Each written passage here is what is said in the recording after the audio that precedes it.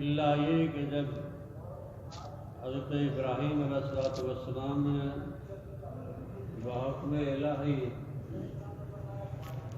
حضرت اسماعیل علیہ السلام کو اور اپنی چھوٹی بیوی حضرت حاجرہ کو اس لگ تک ریگستان میں چھوڑا تھا، تو اس وقت ایک درخت تھا کہ جس کے نیچے وہ چھوڑ کر ان کو جا رہے تھے۔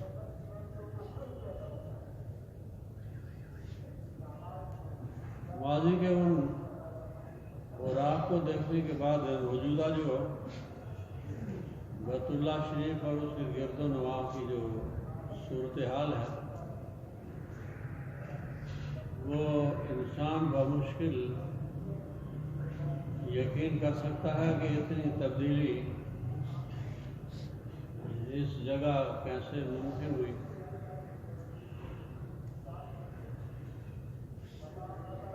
دنیا میں جگہیں تو اور بھی ہیں، لیکن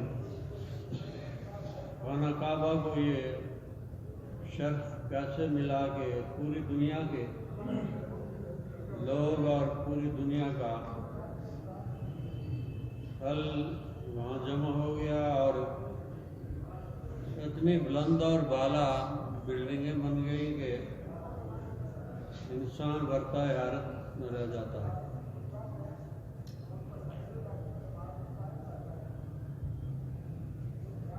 حضرت ابراہیم علیہ السلام نے شام سے اپنی بیوی اور اپنے بیٹے کو بحکم الہی موجودہ بیت اللہ کے قریب ایک درخت کے نیچے جا کر چھوڑا، اور کچھ کھجوریں اور پانی دینے کے بعد وہاں سے واپس جانے لگے تو حضرت حاجرہ آپ کے ساتھ دوڑی اور پوچھا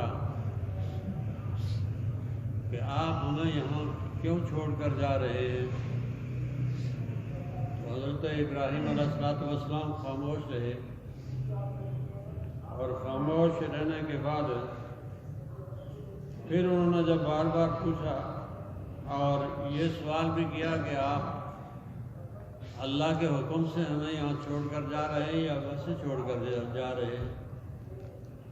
حضرت ابراہیم علیہ السلام نے فرمایا کہ اللہ کے حکم سے چھوڑ کر جا رہے ہیں۔ حضرت حاجرہ کا ایمان بہت پختہ تھا، انہوں نے کہا کہ جب ہمیں اللہ کے سپرد کر کے جا رہے ہیں تو پھر ہمارے لیے اللہ کافی ہے، ہماری نصرت کے لیے اور حفاظت۔ حضرت ابراہیم علیہ السلام جب چلے گئے تو اسماعیل علیہ السلام چھوٹے بچے تھے، وہاں پر کوئی پانی بھی نہیں تھا، کوئی قوم بھی آباد نہ تھی۔ حضرت حاجرہ علیہ السلام فرض کیجئے یہاں خانہ کعبہ ہے تو وہ ہمارے گیسٹ ہاؤس کے قریب یہاں سے چڑھی اور وہاں سے لے کر CMS تک تقریباً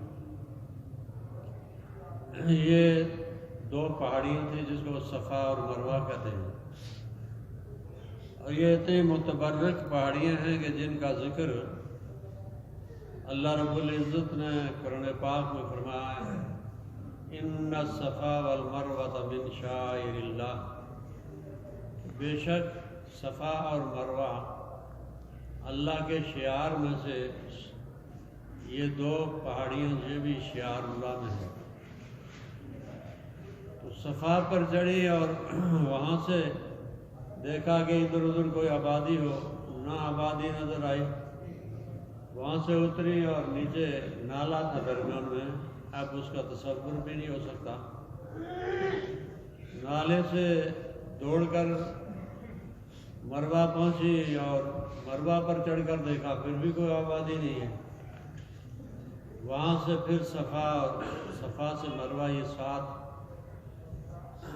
چکر حضرت حاجرہ علیہ السلام نے لگائے، اور اس کے بعد جب آپ کو پانی کی کوئی امید نہ رہی اور یہ بھی خطرہ رہا کہ میرے بیٹے کو کوئی چیز نہ اٹھا کر لے جائے، اسماعیل علیہ السلام کو جہاں چھوڑ کر گئی تھی وہاں پہنچی، اور ادھر اللہ رب العزت نے حضرت جبریل علیہ السلام کو یہ حکم دیا کہ تم جاؤ اور اپنا ایک پر اس سخت زمین پر مارو اور وہاں سے پانی کا چشمہ نکل آئے۔ جبریل نے پر مارا اور پر مارنے کے بعد وہاں سے پانی کا چشمہ نکلا، جس کو ہم چائے زمزم فارسی میں اور آب زمزم، یہ آب بھی فارسی کا ہی لفظ ہے یہ، اور مائے زمزم عربی میں، یہ چشمہ جو ہے وہاں سے پھوٹا، اور حضرت حاجرہ علیہ السلام نے وہ دیکھا کہ جب ابل رہا ہے پانی تو فرمایا زم زم ٹھہر جا، رک جا رک جا، ورنہ علماء کرام لکھتے ہیں کہ یہ پانی اتنا بہتا کہ ایک نہر کی صورت میں اختیار کر لیتا اور نہ جانے وہ نہر کہاں سے کہاں تک پہنچ جائے۔ یہ آب زمزم جب نکلا تو پھر جب پانی ہوتا ہے کوے دیگر پرندے بھی پھرتے ہیں۔ ایک قبیلہ تھا بنو جرہم، جس طرح ہمارے یہ بادیہ نشین بدو لوگ سفر کرتے رہتے ہیں سردی گرمی میں پنجاب کی طرف اور سردی میں یہ واپس، سردی میں پنجاب کی طرف اور گرمی میں واپس ہمارے پہاڑوں کی طرف آتے رہتے ہیں۔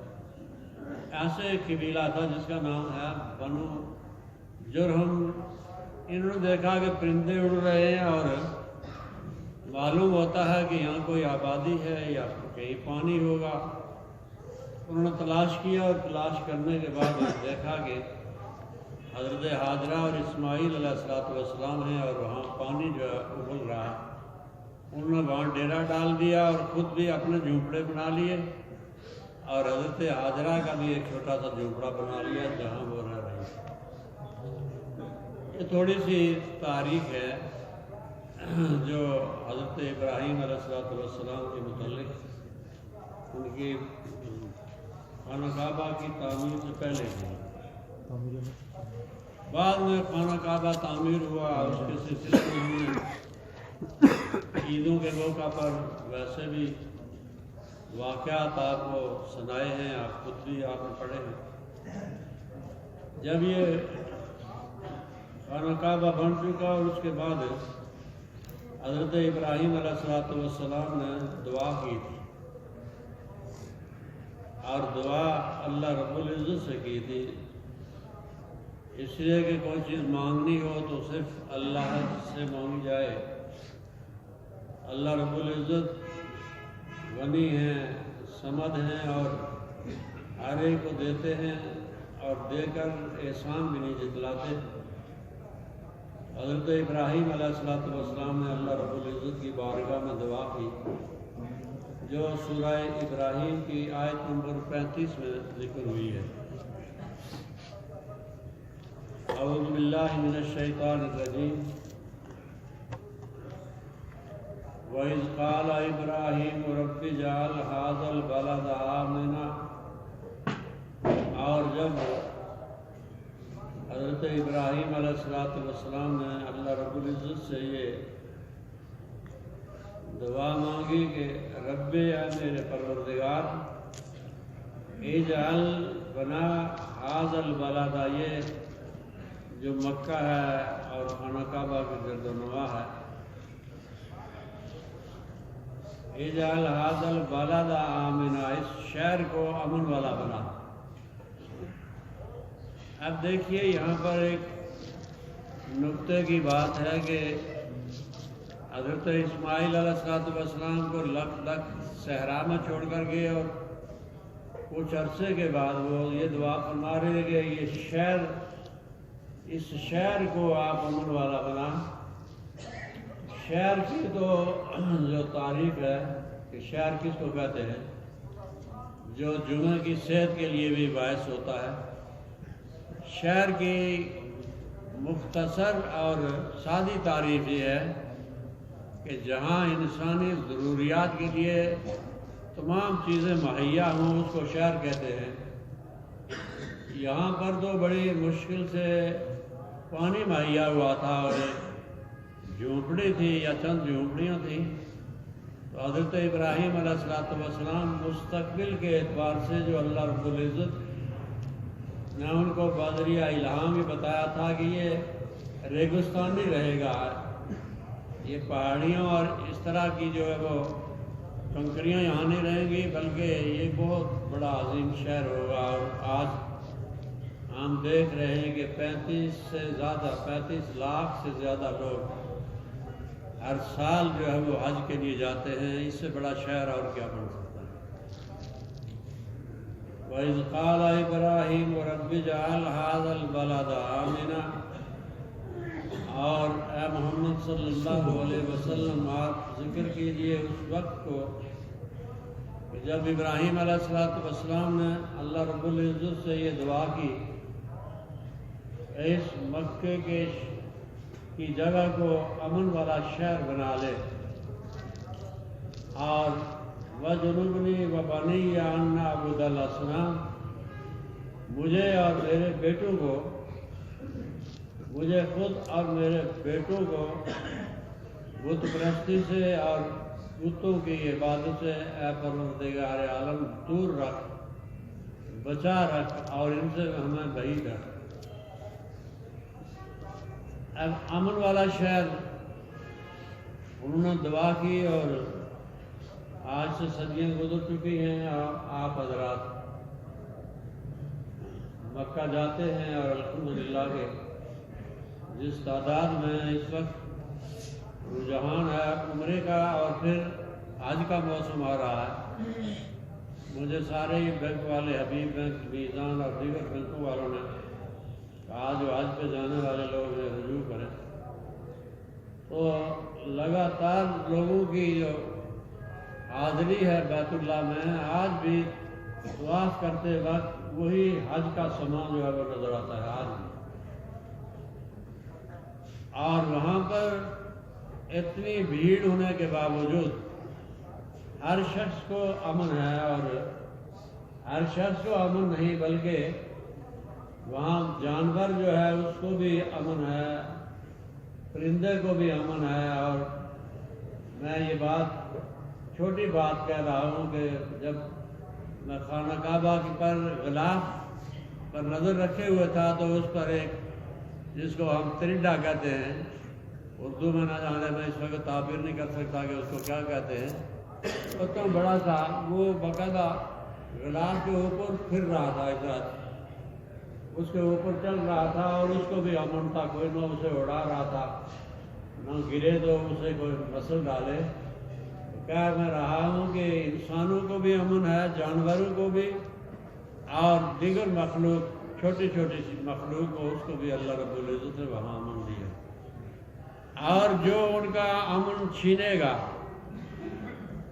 وہاں کے کبوتر کو مارے گا، یا خرگوش کو مارے گا، یا بلی کو مارے گا، یا کسی چیز کو مارے گا، تو اس کو چٹی دینا پڑے گی، جس کو ہماری عربی زبان میں جنایت کہتے ہیں، اس کو اس کا بدل دینا پڑے گا کہ آپ نے یہ زیادتی کیوں کی ہے۔ آج تک جو ہے وہ شہر امن والا ہے۔ اور فرمایا کہ مجھے اور میرے بیٹوں کو، ان کے 5 بیٹے تھے، 2 بیٹے تو نبی، ایک حضرت اسماعیل علیہ السلام، اور ایک حضرت اسحاق علیہ السلام اور 3 اور بیٹے تھے. یہ تو 2 نبی تھے اور 3 اور بیٹے وہ نبی نہیں تھے، لیکن سب اولاد کے لیے دعا کی کہ اللہ ہمیں بتوں سے اور ان کی عبادت سے اور شرک اور کفر اور بدعات اور خرافات سے اللہ ہمیں دور رکھ. رب انہن اضللن کثیرا رب انہن اضللن کثیرا من الناس. اے میرے رب، ان بتوں کو دیکھ دیکھ کر لوگ ان کے سامنے سجدے کرتے ہیں. اور یہ بھی معلوم ہوا کہ وہاں پر حضرت ابراہیم اور حضرت اسماعیل علیہ السلام کے بھی بت بنا کر رکھے ہوئے، جو خود بدھ شکن ہیں ان کے بھی بت بنا کر ان کی بھی پوجا جو ہے وہ لوگ کر رہے ہیں. فرمایا کہ ان بتوں نے بہت سارے لوگوں کو گمراہ کر دیا، راہ راست سے ہٹا دیا. اور اب راہ راست پر آنے کی صورت یہ ہے، وہ صورت صرف اور صرف یہ ہے کہ فمن تبعنی فإنہ منی. جو شخص میرے راستے پہ چلے گا، ملت ابراہیمی پہ قائم ہوگا، فرمایا جو میرے نقش قدم پر چلے گا فإنہ منی، وہ میرا ہوگا، میرا پیروکار ہوگا. ومن عصانی، اور جو میری نافرمانی کرے گا. اے پروردگار عالم، آپ کی رحمت وسیع ہے، ہم تو جلد باز لوگ ہیں کہ ذرا سی بات پہ سرزنش کر لیتے ہیں. فإنک غفور الرحیم، بے شک تو بخشنے والا اور رحیم ہے. جو لوگ گنہگار ہیں ان کو اگر آپ بخش دیں، جو دین پہ نہیں آئے اگر ان کو دین پہ لے آئیں تو فإنک غفور الرحیم. آگے خانہ کعبہ میں آپ کو بسانے کی غرض و غایت قرآن پاک بیان کر رہا ہے کہ حضرت ابراہیم کو شام سے یہاں لانا، بیت اللہ کے قریب ٹھہرانا، اور ٹھہرانے کے بعد اپنی اولاد کو یہاں بسانا اور یہ دعائیں کرنا. آخر اس کی مین وجہ اور غرض کیا تھی اس کو قرآن پاک نے بڑے حسین طریقے سے بیان فرمایا ہے. فرمایا کہ ربنا انی اسکنت من ذریتی بواد غیر ذی زرع عند بیتک المحرم. اے پروردگار عالم، میں نے اپنی اولاد کو ایک ایسی وادی میں بسایا ہے کہ جو غیر ذی زرع، جس کے اندر کوئی اگنے کی صلاحیت نہیں ہے، اس لیے کہ یہاں مٹی ہی نہیں ہے تو کس پہ چیز جو ہے وہ اگے گی. ایسی جگہ جو غیر ذی زرع عند بیتک المحرم، اس میں نے جو اپنی اولاد کو، اپنی بیوی کو آباد کیا اور بسایا ہے. میرا مقصد یہ ہے کہ ربنا لیقیموا الصلاۃ، اے میرے پروردگار، میری غرض یہ ہے کہ یہ نماز کو قائم کریں اور نماز ادا کریں. میرے محدود ذہن میں اور اس کھوپڑی میں یہ بات آتی ہے کہ اتنا بڑا کام اور وہاں پر چاہے زمزم کا نکلنا اور آج پوری مخلوق کا وہاں پر امٹ آنا اور اللہ رب العزت کا ذکر اور اذکار میں مشغول ہونا اور خانہ کعبہ کے گرد جو ہے وہ محلات، یہ ساری کی ساری چیزیں موجود. لیکن اس کے باوجود اللہ رب العزت نے اگر کسی چیز کو منتخب کیا ہے اور کسی کو پسند کیا ہے تو فرمایا کہ ربنا لیقیموا الصلاۃ، اے میرے پروردگار تاکہ یہ نماز کو قائم کریں. تو اس سے آپ حضرات نماز کی اہمیت کا اندازہ لگا سکتے ہیں کہ نماز کی کتنی بڑی اہمیت ہے، جو ہم ضائع کر لیتے ہیں 1 روپے کی بکری پر، 1000 کی بکری پر، لاکھ کے سودے پر، یا کبھی کسی جو ہے وہ عہد و پیمان پہ جو ہے وہ ہم اپنی نماز کو ضائع کر لیتے ہیں ذرا سے بخار ہونے کے باعث یا چوٹ لگنے کے بعد. حالانکہ نماز ایک ایسی عبادت ہے کہ جس کو بہت بڑی اہمیت دی گئی ہے. اور اس کے بعد اللہ رب العزت نے کہ حضور انہوں نے دعا کی فَاجْعَلْ أَفْئِدَةً مِّنَ النَّاسِ تَهْوِي إِلَيْهِمْ، فَجْعَلْ أَفْئِدَةً مِّنَ النَّاسِ، اس پر تھوڑی سی توجہ فرمایا آپ. فرمایا کہ لوگوں کے دلوں کو اس کی طرف جو مائل کر لے، خانہ کعبہ کی طرف. یہ قرآن پاک شام کو کھول کر دیکھنا، یہاں ایک لفظ ہے، لفظ من، میم اور نون کے حرف جار ہے. اور ہم سمجھتے ہیں کہ یہ حروف ان کے شاید ایسے ہی کوئی معنی نہ ہوں، عبارت کے سجا اور مصطفیٰ بنانے کے لیے لائے گئے ہوں. قرآن پاک کا ایک حرف اتنا فصیح اور بلیغ اور اپنے اندر اتنا بڑا جامع معنی رکھتا ہے کہ اس سے بڑھ کر کوئی اور کتاب کو مثال پیش نہیں کرتا. ملاحظہ ہو، فرمایا کہ ربنا لیقیموا الصلاۃ فاجعل افئدۃ من الناس، بس آپ لوگوں کے دلوں کو اس کی طرف مائل کر لیجئے، من الناس، بعض لوگوں کو. من جو ہے تبعیضیہ ہوتی ہے، بعض لوگوں کو. یہ نہیں کہا کہ سارے لوگوں کو اس کی طرف مائل کر لو. اگر سیدنا ابراہیم علیہ السلام یہ کہہ دیتے کہ پوری دنیا کے لوگ اس طرف مائل ہو جائیں تو پھر دعا قبول ہو جاتی، اور قبول ہونے کے بعد مکے کی سرزمین میں ایک رائی بھر جو ہے وہ جگہ نہ ہوتی انسان کو نماز پڑھنے کی، اس لیے کہ ساری مخلوق جو ہے وہ وہاں جمع ہو جاتی. اس لیے فرمایا فَجْعَلْ أَفْئِدَةً مِّنَ النَّاسِ، بعض لوگوں کو جو ہے اس کی طرف مائل. اور بعض بھی ہر سال جو ہے وہ بدلتے رہتے ہیں. اور جس طرح حج کی پالیسی ہوتی ہے، دیکھیے سارے لوگوں کو اجازت نہیں ہوتی، کبھی قرہ اندازی ہوتی ہے، کبھی درخواستیں ہوتی ہیں، کبھی کچھ ہوتا ہے. یہ حضرت ابراہیم علیہ السلام کی فصاحت اور بلاغت کا انداز ہے کہ انہوں نے فرمایا کہ بعض لوگوں کو جو ہے وہ آپ کی طرف مائل فرما دیجیے. اگر کل آدمیوں کے لیے کہہ دیتے تو یہ مکہ آج بھی جو ہے وہ تنگ ہے، اور بالکل ہی تنگ ہو جاتا، اور عبادت کے لیے بھی تنگ ہو جاتا، رہن سہن کے لیے بھی تنگ ہو جاتا. اور آگے ارشاد فرمایا کہ وَارْزُقْهُم مِّنَ الثَّمَرَاتِ لَعَلَّهُمْ يَشْكُرُونَ. وَارْزُقْهُم مِّنَ الثَّمَرَاتِ، اور لوگوں کو رزق دے.